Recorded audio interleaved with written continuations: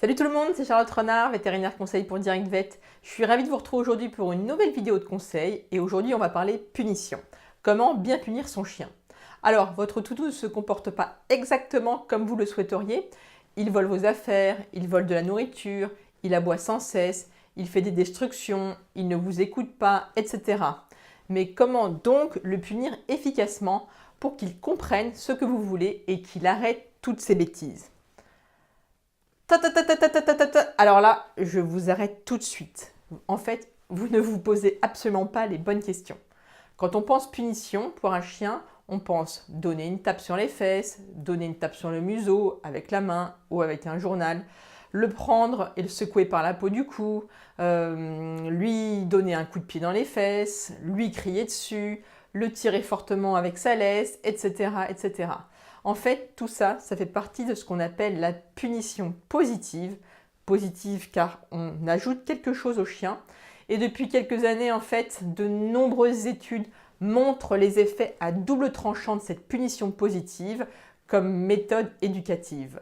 Et il est clairement démontré que les chiens punis de la sorte développent plus de troubles de comportement, plus d'agressivité et plus de troubles de l'apprentissage que les autres chiens qui ne sont pas punis par ce type de méthode coercitive. En fait, aujourd'hui, il est donc indispensable de mettre au placard toutes ces techniques et toutes ces méthodes de punition positive envers nos chers toutous. Mais alors, comment régler les problèmes d'obéissance et les bêtises de Médor si on ne peut plus le punir? Est-on voué à subir et à le laisser tout faire à la maison? Bien évidemment que non. En éducation positive, c'est-à-dire l'éducation qui laisse au placard les techniques coercitives, CF article de blog, on utilisera d'autres stratégies pour se faire obéir de son chien, sans casser le lien entre lui et nous. Donc ces techniques, ce seront l'anticipation, le renforcement positif, la punition négative, et puis ignorer et rediriger sur quelque chose d'autorisé.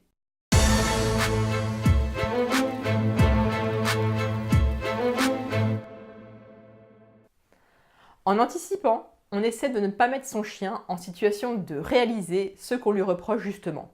Par exemple, avec un chien qui vole, on évitera de laisser sur le plan de travail de la cuisine des aliments bien appétissants qui forcément vont l'attirer et le pousser à la faute. Mais ce n'est pas une solution, vous allez me dire. On ne règle pas les problèmes comme ça, c'est un aveu de faiblesse. Et là, je vous dis en fait non. En fait, à chaque fois qu'un chien réalise quelque chose et qu'il réussit, il se renforce de lui-même par ce qu'on appelle le conditionnement opérant en termes scientifiques. Exemple, le chien pique la tarte au chocolat qui était sur le plan de travail. Le fait de voler a été renforcé par le résultat qui est pour lui de pouvoir déguster la bonne tarte. Plus il vole, plus son cerveau se dit que c'était une bonne idée de voler parce qu'il a été récompensé. De la même manière, un chien qui aboie tous les jours contre le facteur quand il arrive devant la maison, eh bien se voit récompensé car le facteur repart. Dans l'idée du chien, l'action d'aboyer a été bénéfique car elle fonctionne à 100%. Tous les jours, le facteur arrive et il repart. Dans ce cas-là, le mieux, ce serait de mettre un brise-vue devant les grilles de la maison pour que le chien ne voit pas le facteur. L'anticipation est donc une partie importante pour corriger les problèmes comportementaux.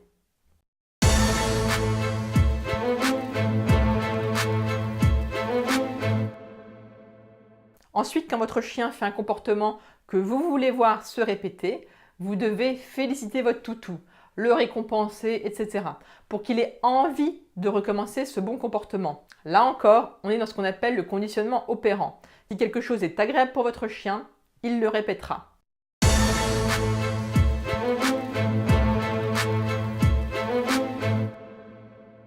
Alors, autre stratégie dont je voulais vous parler, c'est la punition négative.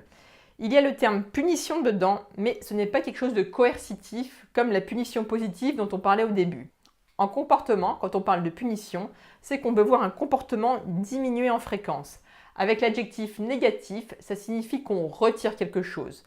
Là où positif, on rajoute quelque chose. En général, ce qu'on retire, c'est quelque chose d'agréable pour le chien. Le chien comprend donc qu'il ne vaut mieux pas faire ce qu'il faisait car on lui a retiré quelque chose qu'il aimait bien. L'exemple classique, c'est l'exemple du chien qui saute. Un chien qui saute en fait sur ses maîtres à leur retour ou sur les visiteurs est souvent un chien qui recherche des caresses, de l'attention. La technique par punition négative, c'est de se retourner, de croiser les bras pour ne plus interagir avec le toutou. Du coup, le chien n'a plus envie de sauter parce que sauter ne lui apporte rien, il n'a pas l'interaction qu'il désirait. Autre exemple, avec un chiot qui mordit les mains, eh bien c'est de retirer les mains et d'arrêter de jouer avec le chiot.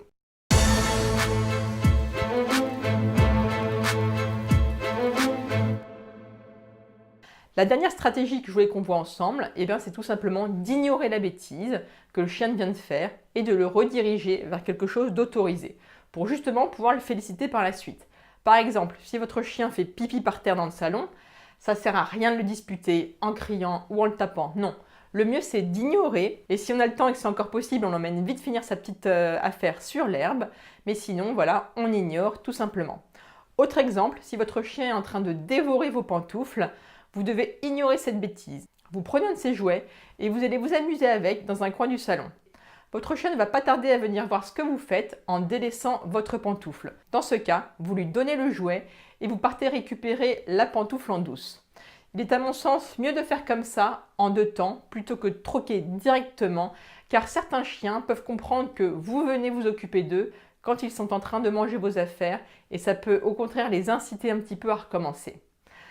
Voilà, cette vidéo est terminée. J'espère qu'elle vous a convaincu qu'aujourd'hui, il ne faut plus punir son chien comme on faisait autrefois et qu'au contraire, c'est vraiment contre-productif et ça va ne faire qu'empirer les problèmes.